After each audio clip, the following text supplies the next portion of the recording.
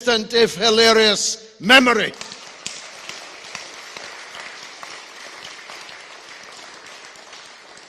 Now, many rogues have come out of Oxford.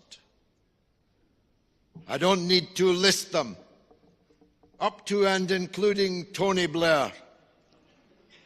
But some of the finest people in England come out of Oxford too, and none finer than our next speaker, a novelist, a chronicler, a writer, a journalist, and yes, an activist, the one and only Neil Clark.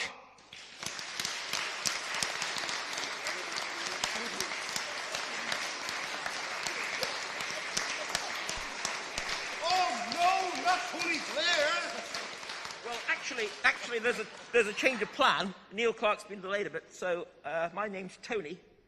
Okay, and hi, I'm a peace envoy. You know, you may have heard of me. All the countries I get involved in end up being broken up into pieces. I've come here tonight. First of all, you know, congratulations to my friend George Galloway, who's announcing he's standing in Peterborough. That's the good news. The bad news is I'm going to be standing there too. No, I mean, look. Imperialism. Greg Sharkey, invited me tonight because he wanted, imperialism on trial. He wanted somebody to put the case for imperialism, and I'm so happy to do this. I even arranged with him a cut in my usual speaking fee to just £250,000 tonight. I'm doing this, so I think there's going to be a whip round later on the audience. Imperialism. What's not to like? You go into countries, okay, you topple them, the leaders, you get puppet leaders in place. The first thing they do is they take a big loan out from the IMF, the World Bank, and then you go in and you take the assets of the country. I see it as liberation, what we do, because we're liberating the people and those countries from their assets. That's what we do, and we do it because it's about exploitation. It's about exploiting the people. I mean, it's about exploiting the country's resources, and we can do that better. What's the point of having a Yugoslav national oil company or an Iraqi national oil company? Much better off if the likes of Goldman Sachs, Morgan Stanley, are running the show, isn't it? Much better off. And George is here. George, I'll put it to you bluntly. Okay? If George Galloway had been British Prime Minister in 2003, we wouldn't have gone into Iraq. Can you imagine if we hadn't done that? Can you imagine where we'd be today? I tell you where we'd be today. Saddam Hussein would still be there in his palace with his weapons of mass destruction, which could be assembled and launched within 45 minutes, threatening the entire world. That's where we would be today if people like George Galloway had been the Prime Minister instead of me. He wouldn't have gone into Libya, he wouldn't have gone into Afghanistan. Just think what the world would be like if we hadn't done those things. How unsafe it would be. We'd have, terrorist groups putting bombs everywhere around the world. Thank goodness we've avoided that. And so imperialism, I don't like to use that word. I prefer humanitarian interventionism, because that's really what we like to do. We like to intervene for humanitarian reasons. We intervened in Yugoslavia. We dropped a lot of depleted uranium on the country. It's purely humanitarian what we did there. Same as in Iraq, it was humanitarian. Afghanistan, these are all good humanitarian ventures. And that brings us to Julian Assange. I really don't get Julian Assange. I really don't get why we feel so, people here tonight have expressed support for him. He's been exposing war crimes, okay? Why do we want to do that for? Because if you expose war crimes of Britain and America and our allies, you're going to make it harder for us to do these liberations and these humanitarian interventions. So he's getting in the way of operations like the Iraq War, the Afghanistan War, making it more difficult for people like me and David Cameron and Theresa May, these great leaders, to take us to war.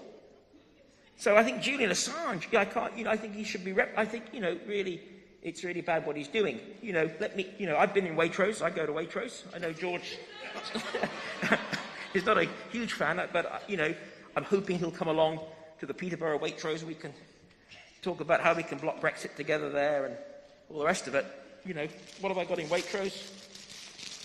I want to show you. Now, these leaks are okay. These are Waitrose leaks. These are okay. WikiLeaks are not okay. These leaks are good. These leaks will not damage my ability to wage war, to take us to wars. So stick with these leaks and ignore that WikiLeaks stuff, because, it's going to make it much harder for us to go to war. Imperialism or humanitarian interventionism has really got us to where we are today, hasn't it? It's got us to where we are today. Just think back 20, 30 years ago, before we had these humanitarian wars. Just think how dangerous the world was, how, terrorism everywhere. And, okay, in Iraq, we didn't, WMDs, we didn't get them. We weren't to know that Saddam had moved them to Iran. We weren't to know that.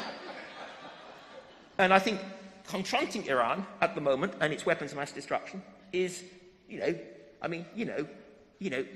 got to be done. You can say do nothing about Iran. You can say let's do nothing about Iran. Okay. Well, you could say that about Iraq.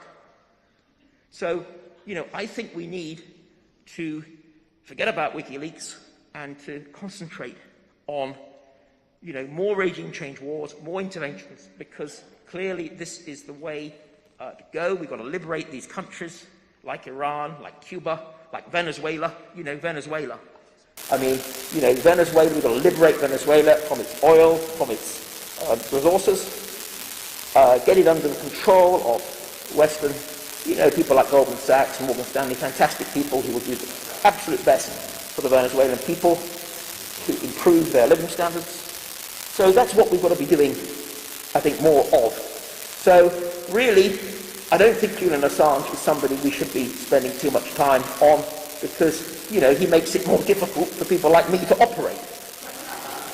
And George is going to be standing in Peterborough on a free Julian Assange platform. I'm going to be doing the opposite. I'm going to be making the case for, clamping down on these kind of people who are inhibiting, trying to hinder these humanitarian interventions. So, if you're far from Peterborough, vote for me and not for this chap, because this chap, we wouldn't have had any of these wars. So how could you possibly want to vote for someone like him? So thank you very much. Indeed, thanks. Thanks. Right, not me.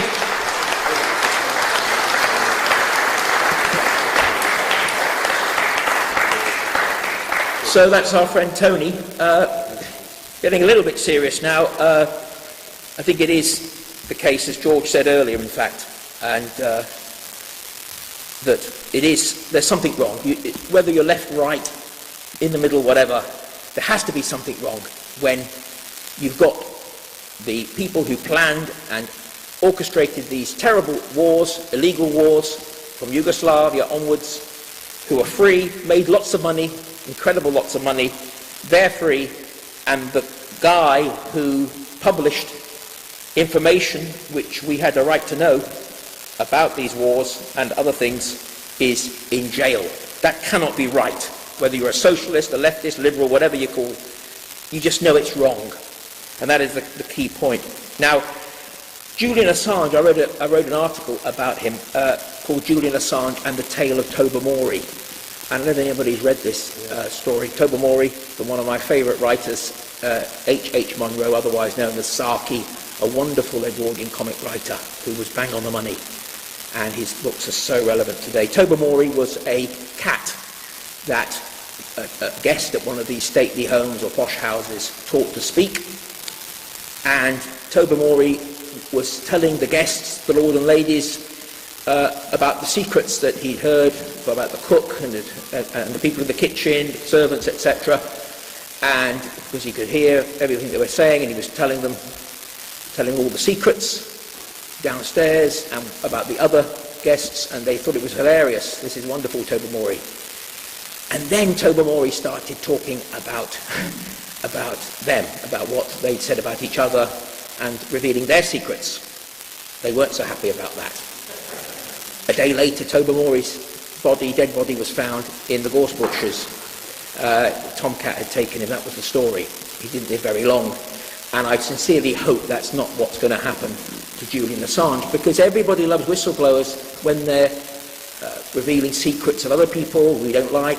But when they when they publish information that puts us in bad stead about war crimes in Iraq and elsewhere, then they are pariahs. Just think how Julian Assange was fated in about 2009, 10, 11. Not just The Guardian was fawning over him and publishing his stuff, but he even won a prize from the Index on Censorship. He was fated, everybody wanted to be with him. But then the stuff started coming out about Western war crimes, and all of a sudden, he's an appalling man. He's a narcissist, he's a sociopath, you name it. This guy that we were told was a good guy when we were hearing information about regimes or governments that we were quite happy to fall, like in Tunisia. Okay, the government there has passed sell-by date, we don't really care. That's fine. But when WikiLeaks started publishing information about Western war crimes, no. And a very interesting point is the character assassination here. Traducing somebody's character is a key part of this imperialism today. This is so important.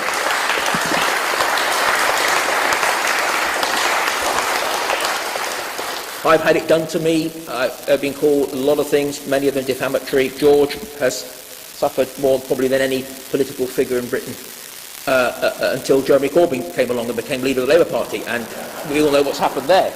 You know, everything. You're a racist, you're anti-Semite, you're far right, you're far left, you're a Stalinist, you're a fascist, all in sometimes just the one article. You're a genocide denier, you're this, and so this is how it works. And the smear campaign against Julian Assange has been very interesting to analyse as a journalist, because I think Craig Murray made this very good point.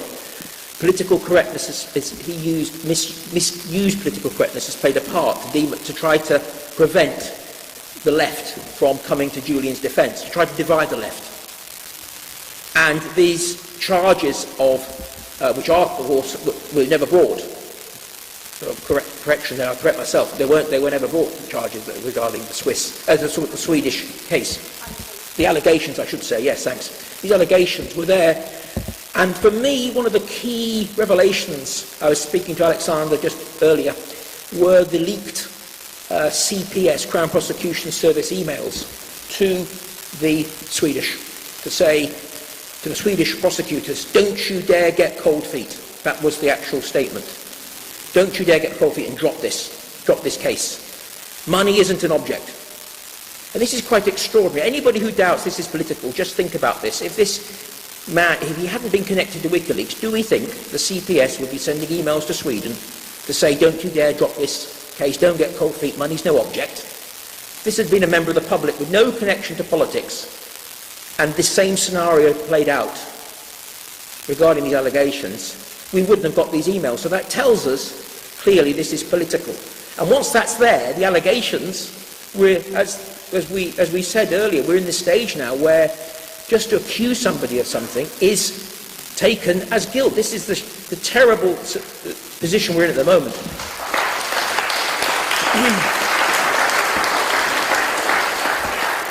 I have a law degree. When I was studying law, it was innocent till proven guilty, presumption of innocence. That's gone out the window today. You've only got to have somebody from the media saying this person's an anti-Semite, I think he is, and that's it. Condemned as an anti-Semite. That's happening with the Labour Party and a lot of people there. And the same with Julian. You've also got to have allegations which haven't been brought charges, and that's enough. How can you defend this man? Well, actually, he hasn't been charged yet. You know, let alone being found guilty of this. And yet it's still meant to be a toxic allegation that is meant to try to push people away from supporting him. So that's... Yes? Exactly, and that's where we're in today. We got that, and that's a very unhappy development, that we've lost sight of this innocent till proven guilty, of the presumption of innocence all the way through. Just finally, just to wrap up, I just want to say that to end on a positive note, what we can do, what is to be done, to quote a famous Russian of about 100 years ago, who got things done. What is to be done? Emmy was saying, MPs, writing to the MPs, the one positive to take from this, what's happened to Julian, is that it's happening in a year when there very likely, or possibly, the election. We've got Euro elections coming up, we've got local elections tomorrow. A lot of politicians are feeling very nervous now about their seats, with the volatility of the British political situation, the Brexit party being formed, etc., etc. So these MPs, a lot of them will be vulnerable, will be thinking, oh my God, there could be elections soon. It's a very good time, as Emmy said, if everybody in this room writes to their MP tomorrow, just emails their MP, what's your position on Julian Assange? Very interested to know. To let the MPs know that this matters to us. That's so important. And if you think, oh well, letters to MPs don't really matter, they just ignore us, I just want to end on one thought. Think back to, I think it was 2013, wasn't it, when we looked very much as if we were going to be bombing Syria at the behest of the US. In August 2013, there were allegations of chemical weapons attacks at the Syrian government, and we were building up. This was it, Iraq war again. We have to do something. We've got to get involved. We've got to intervene. And MPs had an unprecedented mailbag then. There was the public mood was so against that.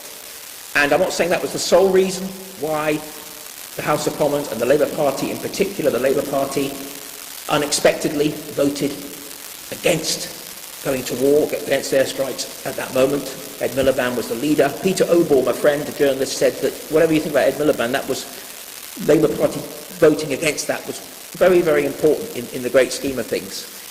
And that, I think, was largely to do with a very big mailbag a lot of MPs got at that moment. So it can make a difference. We have to make our voices heard on this. And you knew it mattered because just the reaction from the neocon liberal interventionist lobby after that vote, the anger that there was. I remember reading pieces by Andrew Roberts, the historian. I think he said it was the most shameful moment in Parliament since Munich, since that appeasement. Nick Cohen was apoplectic with rage. I mean, he always is, but he was even more angry that weekend about this failure to bomb.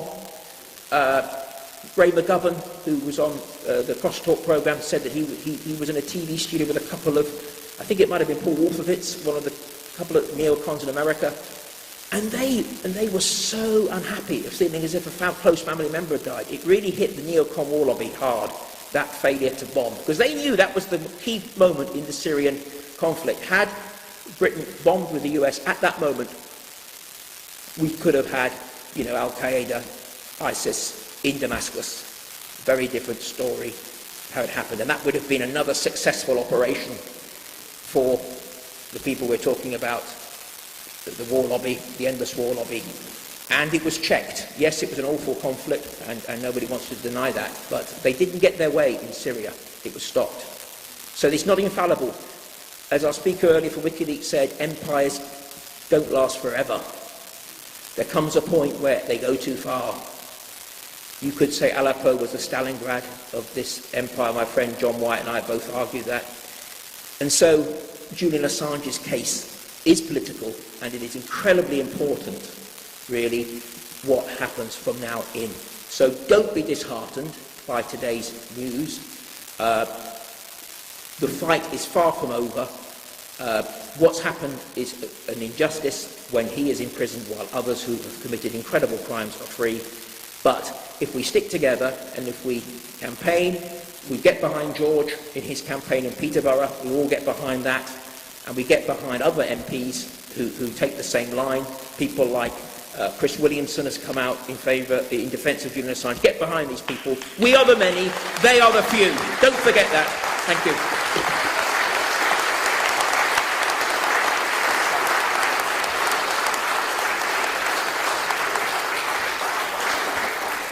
Well, I spoke in that debate, in 20.